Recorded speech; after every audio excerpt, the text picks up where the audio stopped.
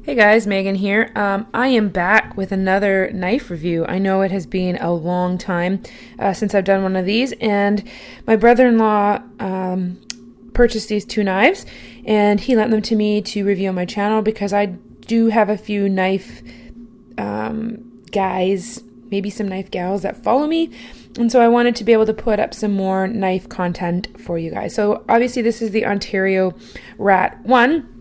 There are two here. We've got the black G10 with satin blade, and then there's a desert tan one in here with coated blade.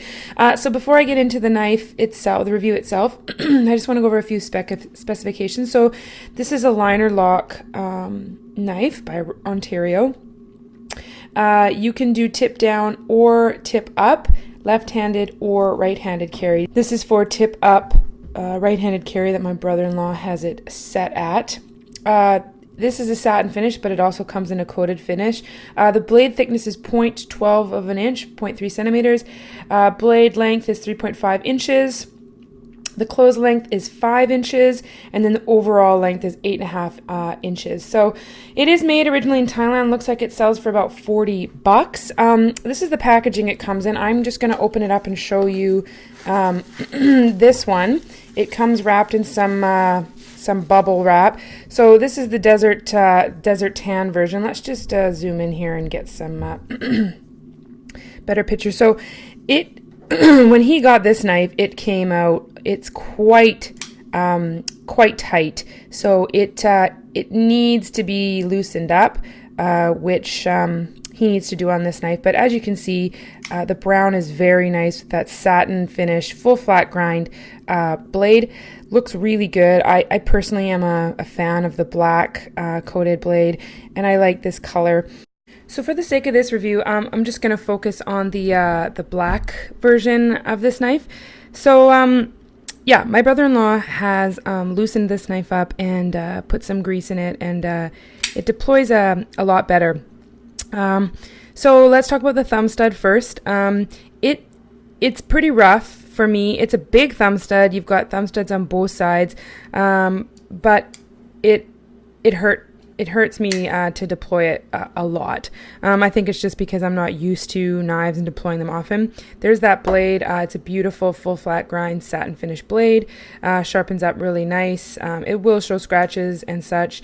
Detent on this knife is nice. Lockup, there you can see, I think you can see, maybe I'll zoom in just a titch. Lockup's about, I don't know, 50%, I guess. And I will say that that this knife has no blade play whatsoever. I mean, no side to side, no up and down. It really locks up nice and tight. You've got steel liners in there, and then it is open construction, so you've got those steel spacers in the back as well. You got some jimping along the back here, which it's a bit rough to me also, like really wide jimping, and if I really press down on it, it does hurt my thumb. But again, I'm not a regular knife carrier. You've got it's cut in a bit there, providing for a really good grip. Now, as you can see, I have small hands, and this does stick out quite a bit on the bottom for me, but it is comfortable to hold in a couple of different positions. But it's a big knife, comparable to probably the Paramilitary 2, I would say as well. You've got your screw there that you can loosen. Again, I said there are 4 different positions you can put.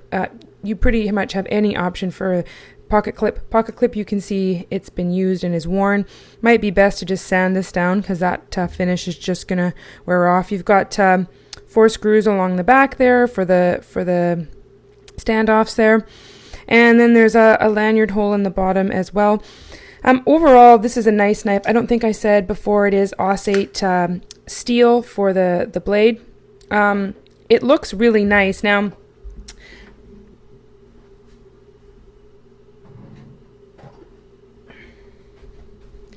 the knife I use regularly is the Mini Grip by Benchmade. This is kind of my go-to EDC knife. It's the perfect size for me, for my pockets, etc. And so in comparison to a knife that I use on a day-to-day basis, you can see it's quite a bit bigger, but not heaps. You know, this would be a great knife for somebody who is going to do a lot of work with it. I mean, this knife you could probably beat the crap out of, and it would still work great. I think it's a beautiful knife. It's well built. It runs about $40, and you know, you could really do a lot with this knife, and it would just keep on going.